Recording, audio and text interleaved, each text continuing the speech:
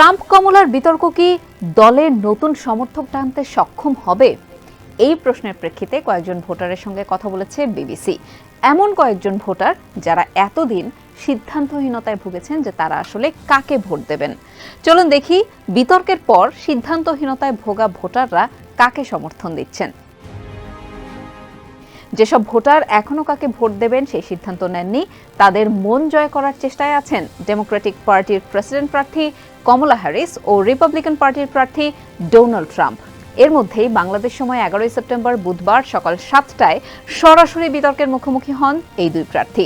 90 মিনিটের ওই বিতর্ক দেখেছেন এমন ভোটারদের সঙ্গে কথা বলেছে বিবিসি।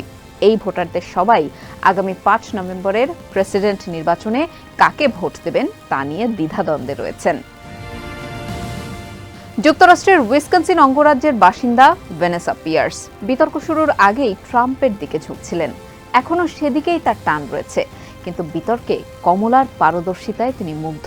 ভ্যানেসা পিয়ার্স বলেন, এই বিতর্ক ট্রাম্পকে ভোট দেওয়ার ব্যাপারে তার সিদ্ধান্ত পরিবর্তন করতে পারেনি, কিন্তু নির্বাচনে কমলা জিতলেও তিনি এতটা ভয় পাবেন না, কারণ তিনি মনে করেন যে কমলা নিজেকে বেশ ভালোভাবেই সামলাতে পারেন, ভালো বিতর্ক করতে পারেন। তারপরও সার্বিকভাবে তার অবস্থার পরিবর্তন হয়নি, কিন্তু এখন কমলাকে তিনি আগের চেয়ে একটু বেশি পছন্দ করেন। 33 বছর বয়সী এই ভোটার বলেন, তিনি ডেমোক্রেটিক পার্টির ওপর ব্যাপকভাবে আস্থা হারিয়েছেন, কারণ যখন ডেমোক্রেটিকরা বলল যে জো বাইডেন ঠিক আছে, কিন্তু এর পরেই আবার তারা তাকেই বাদ দিয়ে দিল। তাই এই প্রশাসনের ওপর আস্থা রাখাটা তার জন্য কঠিন। তিনি এটাও বলেন যে তিনি ট্রাম্পকে ভোট দিতে চান না, কিন্তু বর্তমান প্রশাসনকেও তার পছন্দ নয়। নভেম্বরের আগে তার এই অবস্থার খুব একটা পরিবর্তনও হবে না। ওহাইও অঙ্গরাজ্যের বাসিন্দা 31 বছর বয়সী উইলিয়াম ওয়েগজেমা বলেন, বিতর্কে প্রায় সব বিষয় নিয়ে ট্রাম্প কথা বলেছেন, কিন্তু তারপরও এই বিতর্কের পর তিনি কমলার দিকে ঝুঁকবেন। তার মতে, ট্রাম্পকে নানান প্রশ্নের মাধ্যমে প্রলুব্ধ করা হয়েছিল। অভিবাসন ও গর্ভপাতের মতো বিষয়গুলোতে তার যথাযথ উত্তর দেওয়ার দরকার ছিল।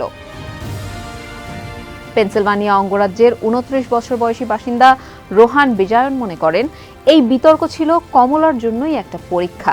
কাকে ভোট দেবেন তা নিয়ে তিনি এখনো সিদ্ধান্ত নিতে পারেননি। বিতর্কের পর কমলার দিকে তার সমর্থন বেড়ে দাঁড়িয়েছে 51%, আর ট্রাম্পের দিকে 49%।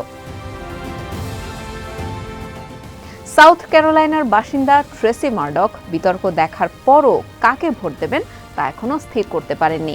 তার মতে, বিতর্কে দুই প্রার্থী ভালোভাবে কথা বলেছেন, তবে কমলা ট্রাম্পের চেয়ে বেশি প্রশ্নের উত্তর দিয়েছেন।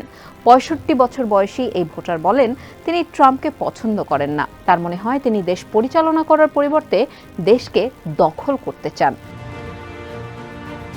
উটা অঙ্গরাজ্যের 26 বছর বয়সী জেরেমি পিটারসন ট্রাম্পকে পছন্দ করেন না। অন্যদিকে তিনি 2016 বা 2020 সালে ডেমোক্রেটিক পার্টিকেও ভোট দেননি, কিন্তু সেই রাতের বিতর্কের পর তিনি কমলাকে ভোট দেওয়ার কথা ভাবছেন, কারণ ট্রাম্পের দ্বিতীয়বার প্রেসিডেন্ট নির্বাচিত হওয়া নিয়ে তিনি অনেক বেশি শঙ্কিত। তবে কমলাকে ভোট দেওয়ার সিদ্ধান্ত নিলেও তিনি তাকে এতটা ভালোবাসেন না।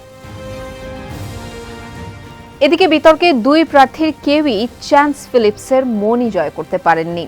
তাই আরকানসাস অঙ্গরাজ্যের 19 বছর বয়সী এই ভোটার আসন্ন নির্বাচনে কাকে ভোট দেবেন তা এখনো চূড়ান্ত করতে পারেননি। তার মতে, বিতর্কে কোনো বিষয়ই গভীরভাবে আলোচনা করা হয়নি। এই বিষয়টি তাকে হতাশ করছে।